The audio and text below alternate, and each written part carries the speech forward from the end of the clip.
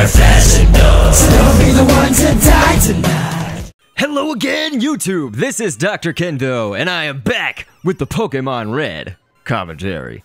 So, last episode was all about Mrs. Kendo, and it still kind of is in this episode. Basically, we're trying to get her to evolve into a Butterfree. That is my wife-to-be's choice of Pokemon. I was actually wondering, is she going to choose Jigglypuff, or is she going to choose Butterfree as the one that she wants to be named after? Because I said, hey, I'm going to name all of my Pokemon after my subscribers and my viewers, but I will give one to me and one to her. So that's what she came up with, was that she wanted to be Butterfree, and she also likes Jigglypuff. So I guess if you were to ask her about her top 2 or 3, she would say Butterfree or Jigglypuff, and I don't know who else she would say. She likes Pikachu a lot, so maybe Pikachu's in her top 3 as well. But anyway, just to be very clear on how you get your name for one of the Pokemon to be named after you on my series, I do want to let you know that you should go through these channels to get it. Basically, what you need to do is you go to one of the Dr. Kendo social media pages other than YouTube. So go to the Facebook page. It's facebook.com/Dr. Kendo commentaries, and that's just DRKENDO commentaries. There's no dot, because obviously it doesn't let you put a dot in there or anything, and Doctor is just DR, so it's not spelled out all the way. Or you could go to the Twitter page. It's www.twitter.com/DR_KENDO, and Mrs. Kendo is growing up with some more levels. This is great. Basically, she will evolve at level 10, so that's obviously the goal. So we're just kind of going through the Viridian Forest or whatever pathways we can to grind down some of these Pokemon and get Mrs. Kendo to evolve. So, anyway, that, as I was mentioning just before, that is the process for getting your, I guess, your YouTube username. You can, of course, amend it a little bit, but I like to name them as close as I can to your username. Obviously, it doesn't always fit in, you know, it only allows for so many characters. So if you have a really long YouTube username, you can you can suggest a way to shorten that down for me, or I can come up with it if you want. But basically, I will center it around your username in some way. So, as you see, every one of the Pokemon that I have here, they are named after users, or they're named after myself or Mrs. Kendo. The Charmander is the one that I named after myself. I just called him Kendo because my player name is Dr. Kendo, so didn't want to repeat Dr. Kendo and Dr. Kendo right there. So, this is actually, let's see, I guess it's going relatively fast for grinding down Pokemon. As I said in my last episode, the Viridian Forest really is the best place. As long as you're not running into Caterpies and stuff like I am right now in the Weedles, they don't really give a lot of experience. It's only 11 experience per Pokemon if you're using 2, I think, generally. And so, really you want to kind of run into Kakunas and Metapods if your luck goes that way. That's kind of the best luck that you can get, is to run into them, because they're generally higher levels and they will offer more experience, and all they do is just harden. So you've got a pretty good chance of leveling up in there, at least a little bit quicker going that way. So I'm actually trying to make Mrs. Kendo fight, but it's not always working out because, you know, as a Metapod, it's just so hard to, you know, it's hard out here for a Metapod. They gotta tackle and harden, and that's basically what's in their arsenal. So it would take a long time, or it just is not in the cards. So that's why I'm usually switching out, and I'm kind of just giving everybody else in the party a chance to level up as well. So that's why, you know, I'm using all different types of Pokemon here. You know, I'll switch between Leroy, Jethro, the Spearow, or Tamarichu, the Pikachu, named after Tamari773, maybe even Kendo every now and then. It hopefully won't take us too long, but while we are grinding here, I'll of course speed up the footage, but I will also do what Dr. Kendo commentaries are known for, which is answering questions from you, the viewer and subscriber, Mrs. Kendo level 9. We're on our way. But anyway, the question that we have today for today's episode actually comes from somebody whose username has Pokemon in it, because it comes from the Pokemon Freak 12, who asks, where did your inspiration for making videos come from, and when did it start? Well, I will just say that the Pokemon Freak 12, he actually had a birthday back in July, so please wish him a very late happy birthday now, of course. But I did a birthday rap for him. If you're not familiar with, you know, sort of my series that I do on my channel, I do a lot of them. One of them is the birthday raps, where I will create a song and have Mrs. Kendo sing on it in the chorus, and we do it for your birthday. And so anyway, the question, where did my inspiration for making videos come from and when did it start? Well, I'll start with where it started, actually. It was last year in July of 2011. And so that was actually, July was Founders Month recently, is what I deemed it as, when July came around recently. But Founders Month will be July every year, and that's when I'm going to try and celebrate and upload as much as I can and do the greatest festivities, because that will be in the honor of my channel starting. It was somewhere around July 2nd that I did my first commentary video, and it was actually for Gauntlet Legends. So that is a series that is ongoing on my channel, but probably one of the slowest next to Mario Strikers Charged. Those two basically get the fewest amount of views and everything, so I generally am slower to upload those than any of the other series and stuff. But Gauntlet Legends was what I started on, and I soon came to Mario Kart after that, just because I was, I was usually interested in watching Mario Kart commentaries and stuff on YouTube. I never really found one that stuck with me or anything, and I wasn't too into the community until I finally got started with it myself, and then I started to find others that, I got interested in.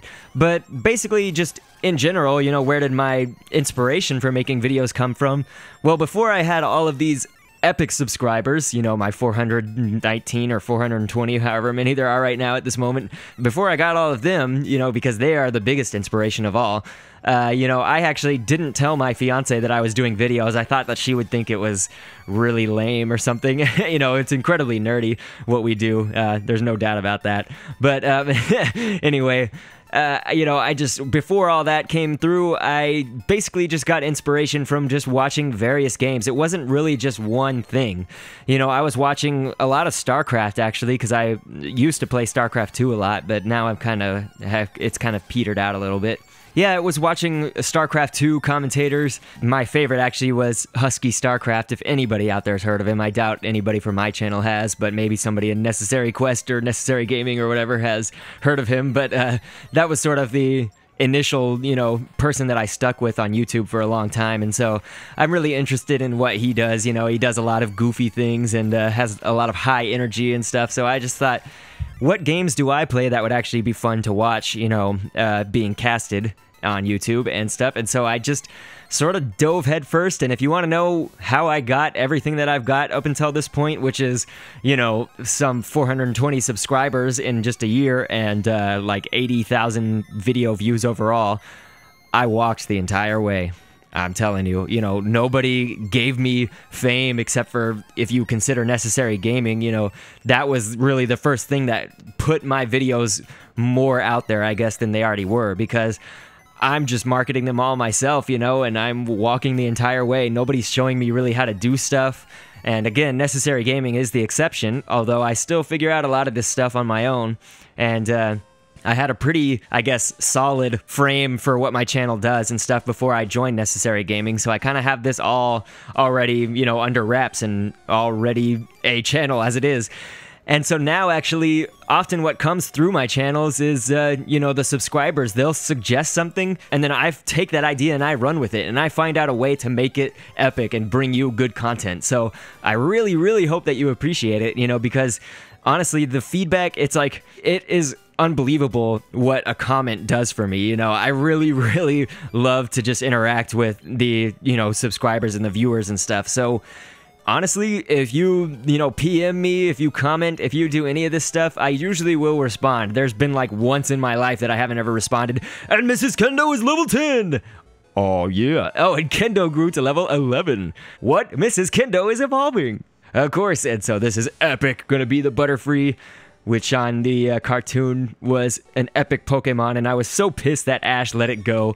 Ash just let go of tons of Pokemon, and it really was whack, and I did not like that ever.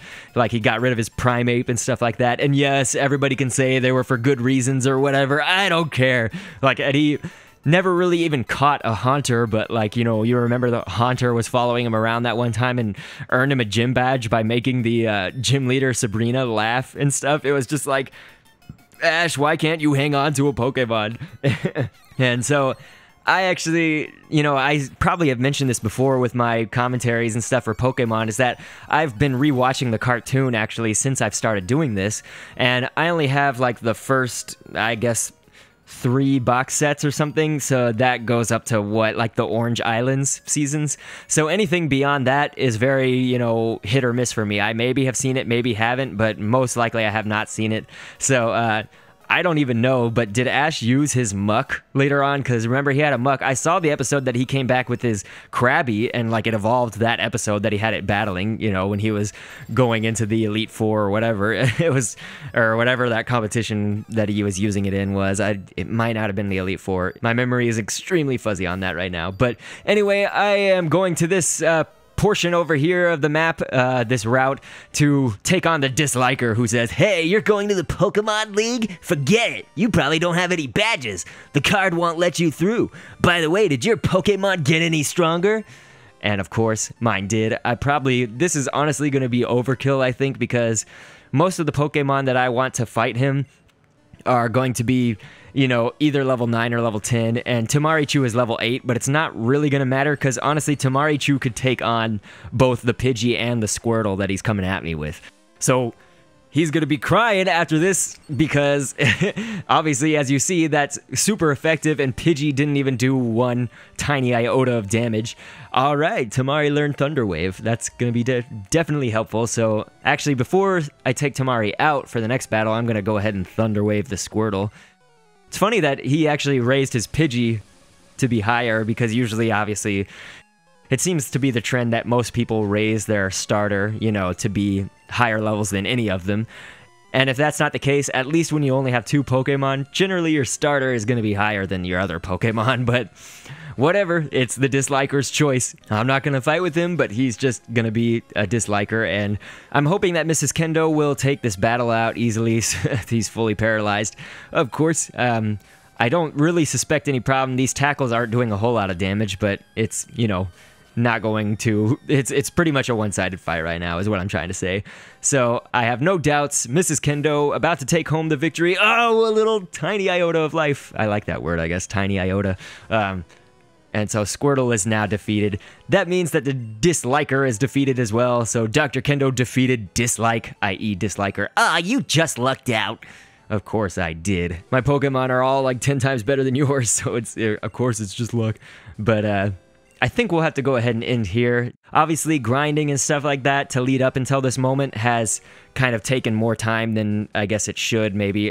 But for real, I am definitely going to move on, make progress now, going towards the storyline and everything like that. Not so much grinding at this point anymore. We have defeated the disliker, so we could go ahead and just save here, and in the next episode, hopefully you'll see something that you enjoy. And I hope you enjoyed this one. So please also, if you make videos out there, or if you have anything to say about my videos, talk about your inspirations, or talk about if you're inspired from anything that I do. I would love to hear that. That's just, you know, honestly, that's a YouTube-gasm for me, I would say. And so I really appreciate it. Everybody out there rocks that's watching this, and talk to me anytime. So I'll catch you on the next vid, and thanks for viewing. A bit of viciousness and ambitiousness, all with it. That's the way I make my project live eternity's hours. Even do it all without the help of any superpowers. I just might go and blast them up to get these bulls on my side. Let's just hope they're fast enough, so don't be the one to die.